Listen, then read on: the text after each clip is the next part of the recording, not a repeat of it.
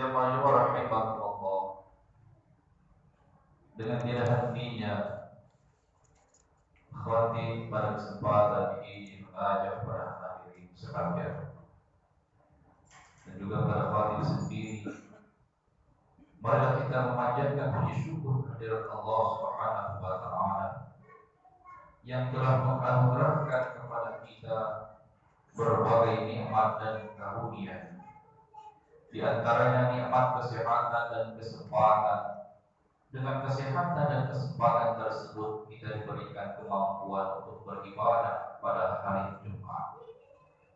Dan marilah kita tingkatkan iman dan takwa hanya kepada Allah Azza wa Jalla. Dan semoga salawat dan salam tercurah kepada baginda Nabi Muhammad sallallahu alaihi wasallam yang telah berjasa mengeluarkan kita dari alam kegelapan menuju sinar pancar ilahi Rabbi, jalan yang disinari nilai-nilai kebenaran Islam dan menjadi rahmat bagi sekalian alam. Jemaah rahimakumullah,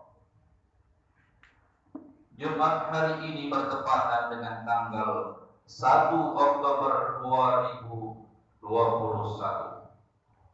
Negara kita telah menetapkan dan bangsa Indonesia menyepakati bahwa hari ini adalah hari kesaktian Pancasila. Penetapan hari kesaktian Pancasila ini karena sehari sebelumnya bangsa Indonesia telah lepas dari suatu ujian yang berat. Terlepas dari niat jahat PKI yang ingin mengganti Pancasila dengan paham komunis, gerakan tersebut dikenal dengan gerakan 30 September PKI G30S PKI. Pancasila terlahir sebagai ideologi bangsa yang telah berhasil mempersatukan dan mengeratkan kita semua, meskipun kita berbeda adat istiadat dan budaya, namun tetap dalam naungan negara Kesatuan Republik Indonesia. Pancasila telah terbukti tahan uji dari berbagai rongrongan yang ingin menggantikannya dengan paham lain. Hari ini, peristiwa yang pernah terjadi 56 tahun yang lalu, mari kita peringati agar seluruh anak bangsa mentafakuri dan mentadabburi sehingga lahir syukur kepada Allah Subhanahu wa taala yang telah menjaga kebersamaan sesama bangsa dengan ikatan yang telah disepakati oleh para ulama dan semua elemen bangsa. Seandainya Allah Subhanahu wa taala tidak menjaga dan tidak menyelamatkan bangsa kita dari gerakan 30 September PKI tersebut, tentu kita akan menjadi bangsa yang berpotensi terjadi perpecahan dan permusuhan. Terlebih lagi pada masa globalisasi informasi dan era keterbukaan saat ini yang sedang kita rasakan. Kaum muslimin jemaah rahimakumullah, sebelum negara Indonesia ini lahir, jauh sebelumnya telah terjadi pergolakan rakyatnya mengalami penderitaan, penindasan dan siksaan. Selama 3,5 abad, bangsa Indonesia hidup dalam kungkungan kaum penjajah, hidup di negeri sendiri, tapi dikuasai bangsa lain. Alhamdulillah atas perjuangan dan pengorbanan para syuhada dan para pahlawan, tanggal 17 Agustus 1945, bangsa Indonesia memperoleh kemerdekaan. Pada tanggal 30 September 1965 terjadilah pemberontakan G30S PKI. Mereka akan mengganti ideologi negara Indonesia Pancasila dengan ideologi komunis.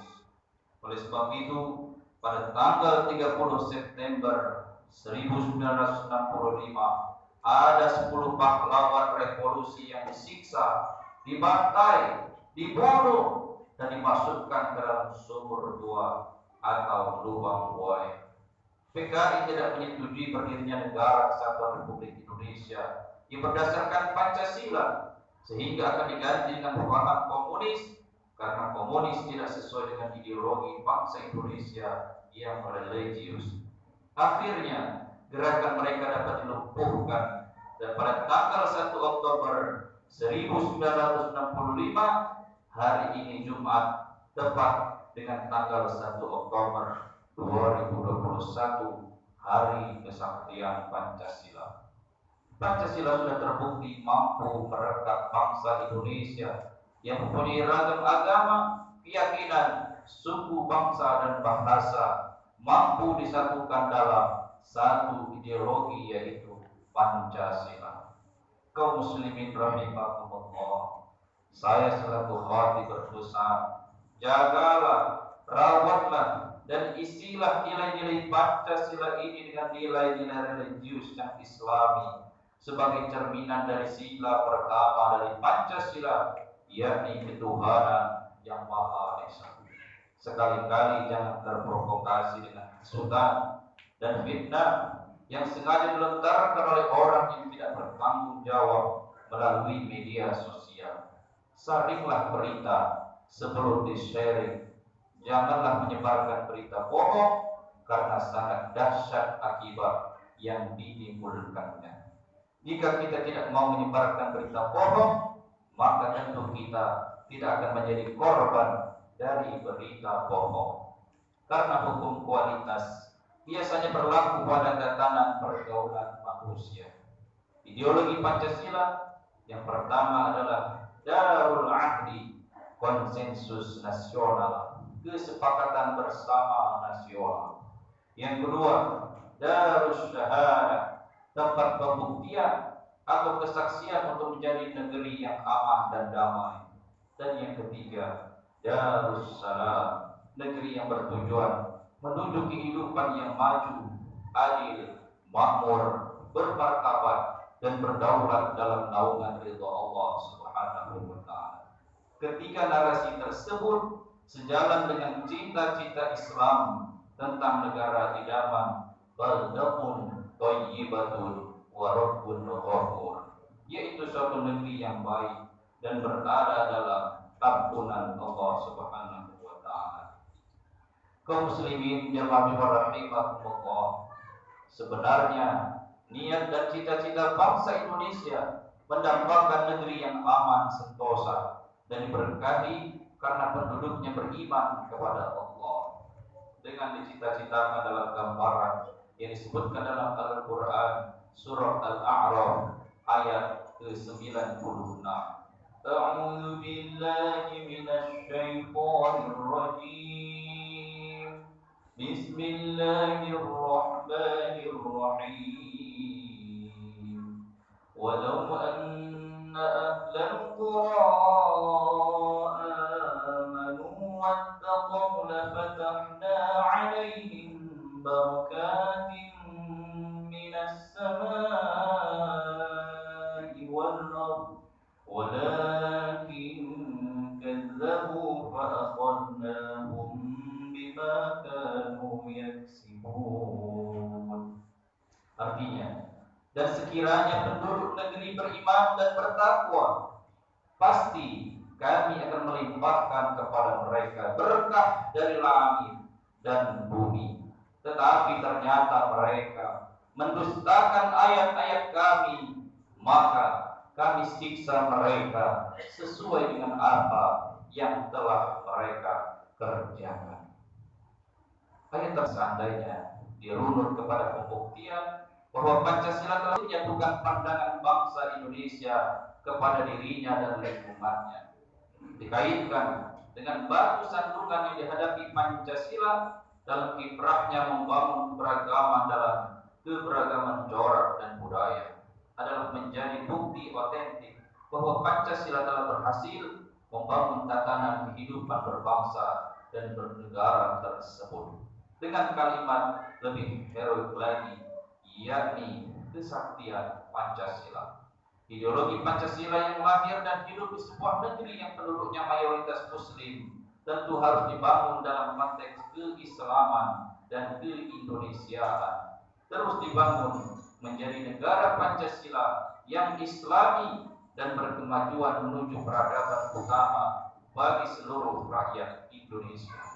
Pancasila sebagai dasar negara Republik Indonesia adalah ideologi negara yang telah mengikat seluruh rakyat dan komponen bangsa. Moderasi beragama menjadi sebuah resolusi untuk hidup dalam keragaman agama, budaya, dan adat istiadat. Dan ingat, Pancasila bukan agama, tetapi substansinya mengandung dan sejalan dengan nilai-nilai ajaran Islam.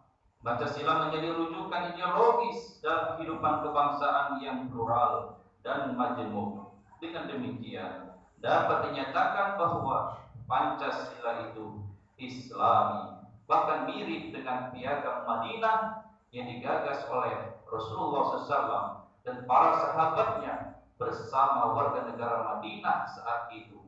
Piagam Madinah berhasil menyatukan keragaman agama yang ada di Madinah, yakni Yahudi, Nasrani, Majusi, Paganisme, dan Islam sebagai agama pendatang yang baru.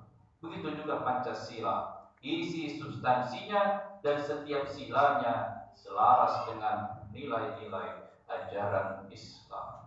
Jamaah rahimahumullah, bahwa negara kesatuan Republik Indonesia sebagai Darul Ahdi wa Syahadah adalah merupakan refleksi dari firman Allah pada surah Al-Imran ayat ke-64. Ta'alu ila kalimatin sawa. Marilah kembali kepada ikrar bersama antara kami dan kalian. Pancasila adalah sejiwa dengan tujuan rohani bangsa Indonesia untuk bersatu dalam wadah NKRI. Hal ini telah terbukti telah menyatukan bangsa Indonesia.